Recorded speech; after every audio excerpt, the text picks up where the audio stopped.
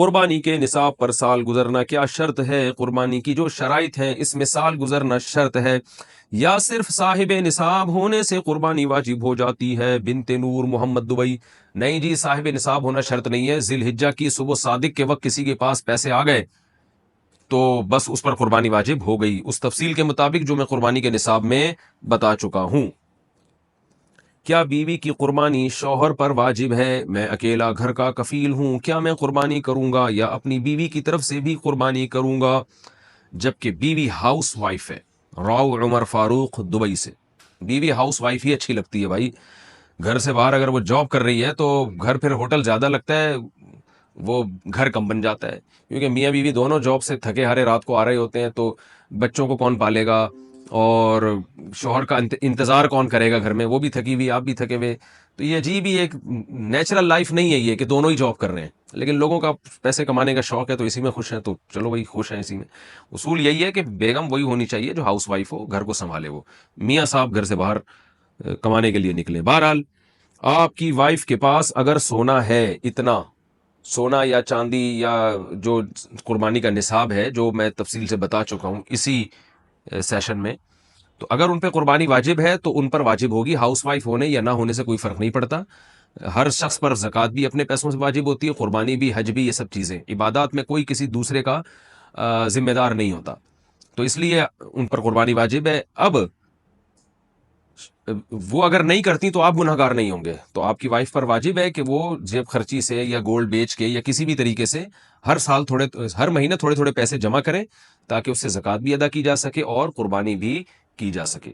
لیکن اگر وہ یہ نہیں کرتی تو آپ کو گناہ نہیں ہوگا. لیکن اگر آپ ان کی طرف سے کر لیں کہ خام خواہ میں سونا بیچنے کی نوبت پیش آئے گی یا اور پلاٹ ان کے پاس پڑا ہے وہ بیچنے کی نوبت پیش آئے گی اور آپ کو اللہ نے وسائل دی ہیں، تو آپ بیگم کی طرف سے ان کی اجازت سے قربانی کر لیا کریں، آپ کو بھی ثواب ملے گا، ان کی بھی قربانی ادا ہو جائے گی، اور آپس میں ایک آپ کی وائف کے دل میں آپ کی قدر بھی بیٹھے گی کہ ماشاءاللہ کتنا اچھا میاں ملا ہوا ہے مجھے.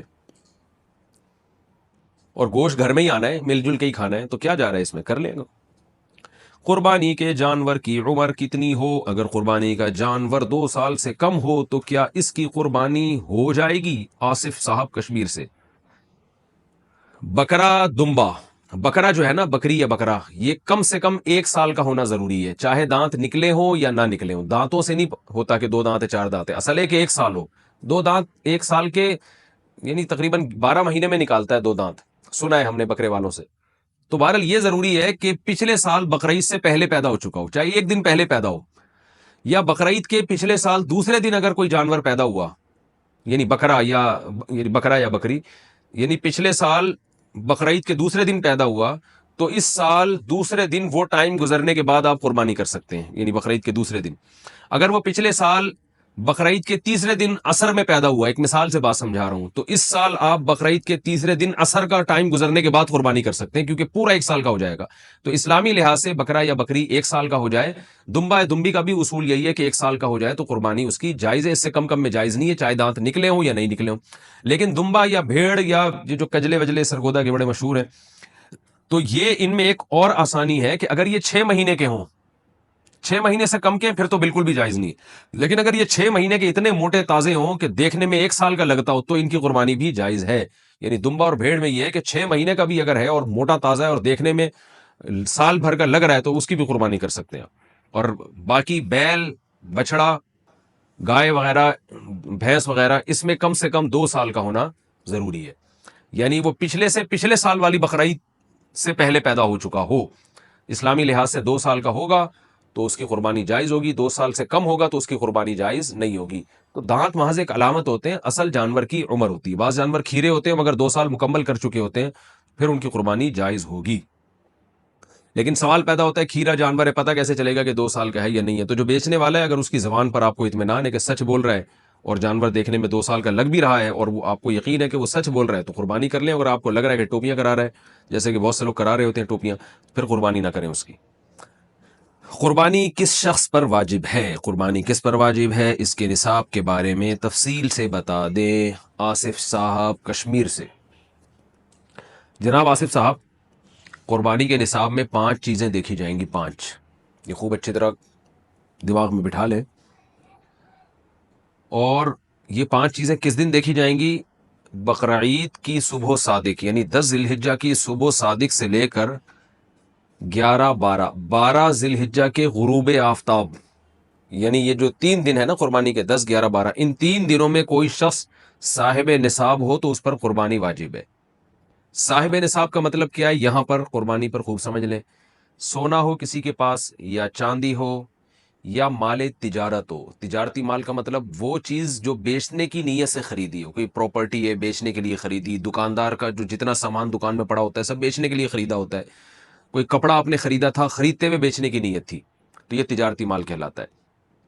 چوتھی چیز ہے نقد رقم، کیش، یعنی جو بھی آپ کے پاس بینک میں یا جیب میں جو کیش اماؤنٹ پڑا ہوتا ہے، یہ 4 چیزیں ہو گئی۔ پانچویں چیز ہے ضرورت سے زائد سامان۔ ضرورت سے زائد سامان میں بہت تفصیل ہے، آسان اس کی ایک جو ہم اگر ضبط کر سکتے ہیں تو وہ چیز جو پورے سال بھی استعمال نہ ہوتی ہو، گھریلو چیزوں میں وہ چیزیں جو پورے سال بھی استعمال نہ ہوتی ہو، جیسے کپڑے کوئی یا برتن ہے، ڈنر سیٹ ہے، پورے سال استعمال نہیں آتا۔ اسی طرح کوئی پراپرٹی پڑی ہوئی ہے جو نہ کرائے پر دی ہے آپ نے اور نہ آپ اس میں رہتے ہیں، وہ پراپرٹی بھی ضرورت سے زائد میں داخل ہے۔ تو یہ جو 5 چیزیں ہیں، کسی کے پاس یہ 5 چیزیں، ان کی جو ویلیو لگائی جائے گی تو ان 5 چیزوں کا مجموعہ اگر 52.5 تولہ چاندی کے برابر ہے، 52.5 تولہ چاندی آج کل 65-70 ہزار کے لگ بھگ ہے، نیٹ پہ سرچ کر لیے گا، تو کسی کے پاس یہ 5 چیزیں، یا 5 میں سے 4 چیزیں، یا 4 میں سے 3 چیزیں، یا 3 میں سے 2 چیزیں، یا کوئی ایک چیز 52.5 تولہ چاندی کے برابر ہے، اور یہ بقرعید کی صبح صادق سے لے کر ذی الحجہ کی 12 تاریخ کی غروب آفتاب سے پہلے پہلے تک رہتی ہے اس کے پاس، تو ایسے شخص پر، یعنی بقرعید کی صبح صادق کے وقت اس کے پاس یہ نصاب موجود تھا، اور یہ 13 تاریخ کی ذی الحجہ تک اس کے پاس یہ نصاب موجود رہتا ہے، تو وہ صاحب نصاب کہلائے گا۔ 13 تاریخ نہیں، سوری 12 تاریخ، 10 11 12 3 دن، تو وہ صاحب نصاب کہلائے گا اور اس پر قربانی واجب ہے، بشرطے کہ یہ جو 5 چیزیں یا 4 یا 3 یا 2 چیزیں میں نے بتائی ہیں، ان میں سے سب سے پہلے قرضہ مائنس کیا جائے گا، یعنی قرضہ مائنس کر کے 52.5 تولہ چاندی کے برابر بن رہا ہو۔ اسی طرح گیس بجلی کا بل جو ان کے اوپر لازم ہے وہ بھی اس میں سے، یا جو مہینے کا راشن آئے گا وہ بھی مائنس کیا جائے گا، جو گھر کا ضروری راشن ہوتا ہے نا وہ بھی مائنس کیا جائے گا۔ مائنس کرنے کے بعد اگر 52.5 تولہ چاندی کے برابر رقم بچ رہی ہے تو ایسے شخص پر قربانی واجب ہے، چاہے مرد ہو چاہے عورت ہو۔ تو عورت کیسے قربانی کرے گی؟ سونا خواتین کے پاس بہت ہوتا ہے، چاندی ہوتی ہے، چاندی نہیں بھی ہو تو سونے کے نصاب جو ہے اس کے ساتھ اگر 1 روپیہ بھی ہے تو وہ بھی 52.5 تولہ چاندی کی قیمت دیکھی جائے گی اس میں بھی۔ تو عورت کیسے قربانی کرے گی؟ اس کے پاس تو کیش نہیں ہوتے عام طور پہ، تو پورے سال جمع کرے، تھوڑے تھوڑے اپنی جیب خرچی سے بچایا کرے، یا سونا کو بیچ کر کرے۔ البتہ کسی کے پاس صرف سونا ہی ہے اور یعنی باقی 4 چیزوں میں سے کچھ بھی نہیں، 1 روپیہ بھی نہیں ہے، تو پھر 7.5 تولہ سونا جب تک نہیں ہوگا قربانی واجب نہیں ہوگی۔ یعنی سونے کے ساتھ اگر چاندی ہے یا پیسے ہیں یا تجارتی مال یا ضرورت سے زائد سامان ہے، پھر سونے کی ویلیو دیکھی جائے گی، سونے کو نہیں دیکھا جائے گا۔ لیکن اگر صرف سونا ہی ہے تو پھر 7.5 تولے سونے سے کم پہ نہ زکوٰۃ ہوتی ہے نہ قربانی ہوتی ہے۔ تو یہ ہے، تفصیل سے آپ کو بتا دیا، تو آپ چاہیں تو اس میں ایک گائے میں حصہ لے لیں، چاہیں تو بکرا لے لیں، چاہیں تو دمبا لے لیں، مرد پر الگ واجب ہے، عورت پر الگ واجب ہے، جو بھی صاحب نصاب ہوتا ہے۔